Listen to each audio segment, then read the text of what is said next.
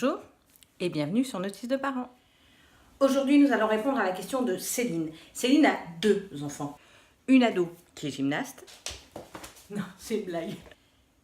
Et un garçon de 8 ans qui sait ce qu'il veut. Et ça tombe bien, ce qu'il veut, c'est un lapin. Et vous savez quoi? Céline, elle est comme nous. Le bonheur de ses enfants compte avant tout. Et elle a craqué. Et depuis, les enfants, évidemment, nettoyer la cage du lapin, faire attention au lapin, lui donner à manger. Qui c'est qui s'en occupe? Bah, c'est Céline. Et elle en a marre. Mais ne t'en fais pas, Céline, nous sommes nombreux à avoir craqué. Nous-mêmes, nous avons craqué sur ça.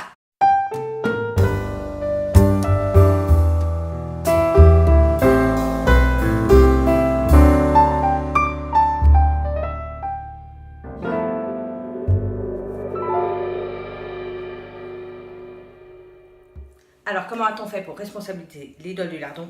Je vous le donne tout de suite en 1000. Non, parce que les enfants, c'est tous les mêmes. Le jour où vous avez dit « Ok, on prend un animal », ils ont tous juré sur la tête de Pikachu que oui, au grand jamais, ils n'oublieraient de nettoyer la cage du lapin. Et c'est un Pokémon a dû nous oublier, puisque Pikachu est toujours là et la cage du lapin est toujours aussi propre que les toilettes de Love Story 2 jours avant la finale.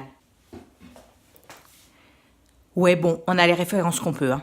Donc, Mogwai, on fait comment pour les motiver? Eh oui, si Saint Pikachu a disparu, Sainte Mogwai est là. Attention, c'est parti pour les petites astuces.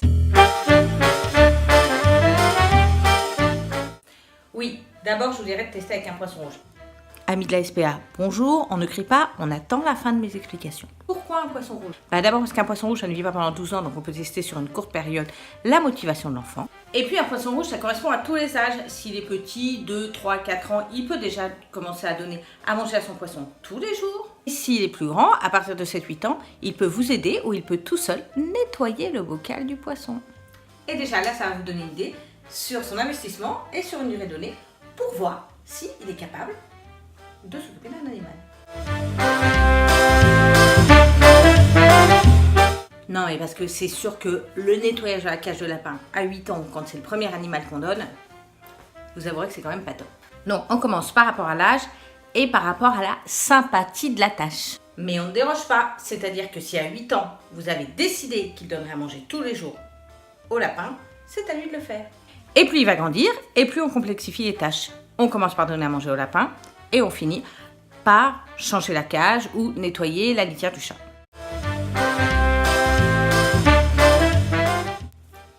Bah oui, parce que vous avouerez qu'il y a des tâches qui sont quand même vachement plus agréables que d'autres. Et c'est vachement moins sympa de donner à manger au chat que de nettoyer sa litière.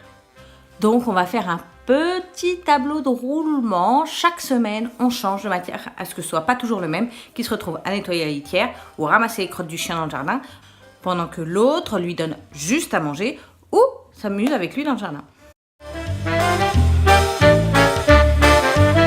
Alors oui, je sais, les ados, ça ne fonctionne pas comme ça.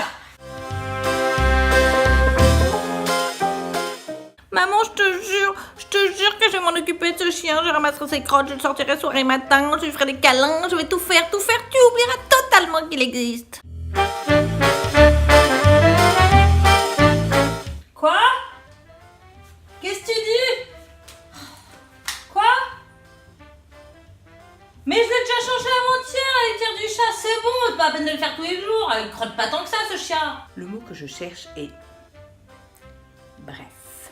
Alors là, ma technique est simple, c'est le principe de réalité. Je rappelle gentiment à mon ado que lorsqu'il va au cinéma, il a le droit à son billet, que je ne discute pas sur le fait qu'il sorte avec ses copines, qu'il a fait une sortie l'autre soir et que j'ai payé le karting.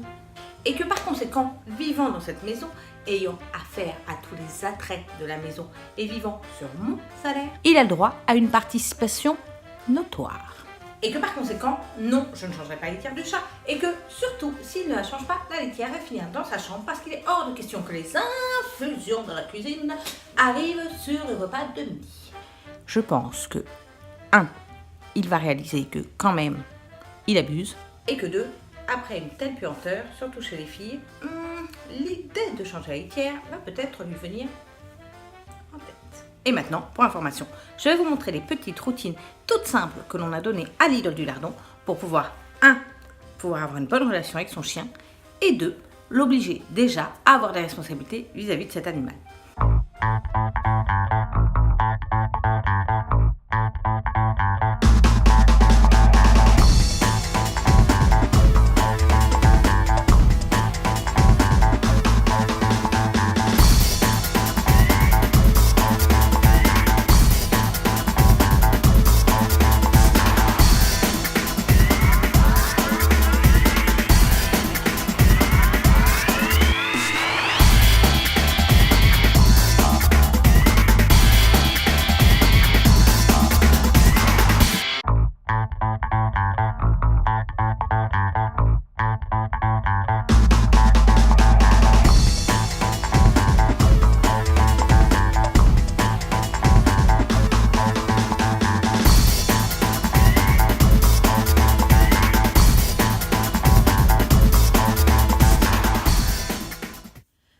Notice de parents, c'est terminé pour aujourd'hui. Je vous remercie parce que vous êtes de plus en plus nombreux sur la chaîne, vous êtes de plus en plus nombreux à être abonnés et ça me...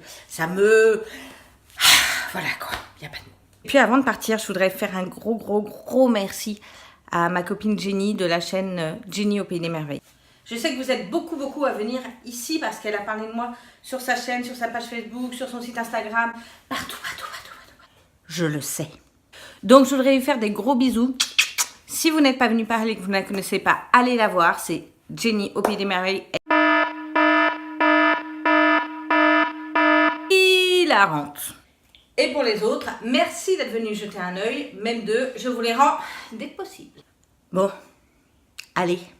Cette fois, c'est vraiment la fin. Je vous dis au revoir les loulous. N'oubliez pas, notice de parents, c'est toujours plus clair qu'une notice du suédois. Salut!